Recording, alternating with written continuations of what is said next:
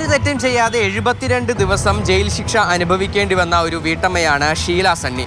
Beauty parlour നടത്തിയിരുന്ന ഇവരുടെ സ്കൂട്ടറിനകത്ത് ആരോ LSD stamp എന്ന് തെറ്റിദ്ധരിപ്പിക്കുന്ന വസ്തു വയ്ക്കുകയായിരുന്നു.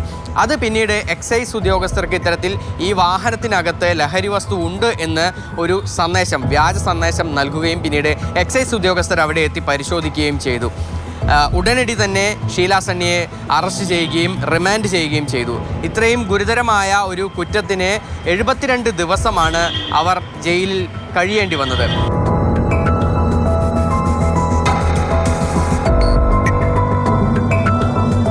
പിന്നീട് വളരെയേറെ നാൾക്ക് ശേഷം, അതായത് ഈ ജയിലിൽ നിന്ന് പുറത്തിറങ്ങിയ ശേഷം അവർക്ക് ഒരു ടെസ്റ്റ് റിപ്പോർട്ട് ലഭിക്കുകയാണ്. അതായത് ഈ LSD സ്റ്റാമ്പാണെന്ന് തെറ്റിദ്ധരിച്ച ഈ വസ്തു പരിശോധന നടത്തിയപ്പോൾ അത് ലഹരി വസ്തുവല്ല, വെറും സ്റ്റാമ്പ് മാത്രമാണ് എന്നുള്ള ഒരു റിപ്പോർട്ടാണ് എക്സൈസിന് ലഭിച്ചത്.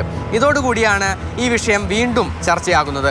ബ്യൂട്ടി പാർലർ ഉടമയായിരുന്ന ഷീല സണ്ണിക്ക് പിന്നീട് തനിക്ക് നീതി ലഭിക്കുന്നതിന് വേണ്ടി ഹൈക്കോടതിയെ സമീപിക്കേണ്ടി വന്നു.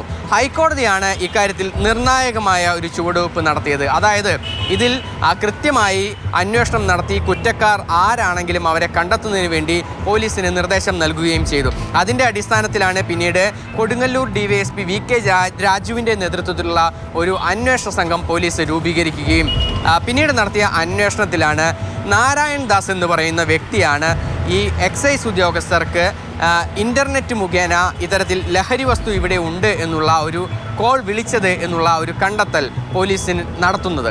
ഒടുവിൽ നാരായൺ ദാസിനെ തേടിയുള്ള അന്വേഷണമാണ് പിന്നീട് പോലീസ് നടത്തിയത്. 2024 ഇതുമായി ബന്ധപ്പെട്ട അന്വേഷണം പോലീസ് പ്രത്യേക അന്വേഷണ സംഘം ഏറ്റെടുക്കുന്നത്.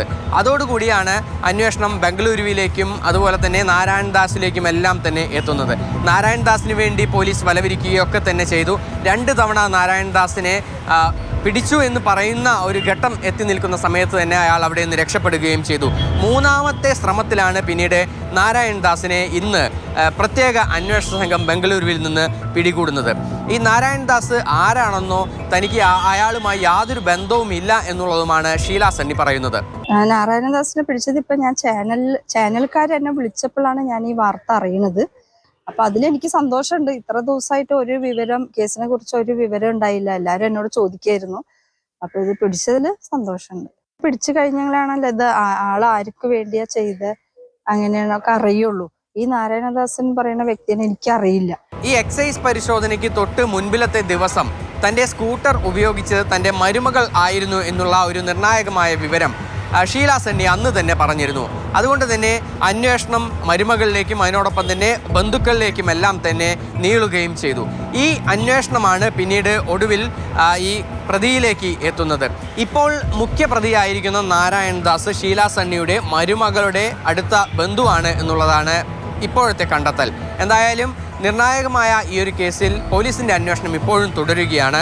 ഇന്ന് രാത്രിയോ നാളെ രാവിലെയോ ഈ നാരായൺ ദാസിനെ കേരളത്തിലേക്ക് എത്തിക്കും. അതിനുശേഷം വിശദമായി ചോദ്യം ചെയ്താലാണ് ആർക്കു വേണ്ടിയാണ് ഇത്തരത്തിലൊരു കുറ്റകൃത്യം ചെയ്തത്, അല്ലെങ്കിൽ ഒരാളെ മനഃപൂർവ്വം കൊടുക്കുന്നതിന് വേണ്ടിയുള്ള ഒരു നടപടി സ്വീകരിച്ചത് എന്നുള്ള കാര്യത്തിൽ ഒരു ഉത്തരം ലഭിക്കുക. ആ ഉത്തരമാണ് ഷീല സണ്ണിയും കേരളവും തേടുന്നത്.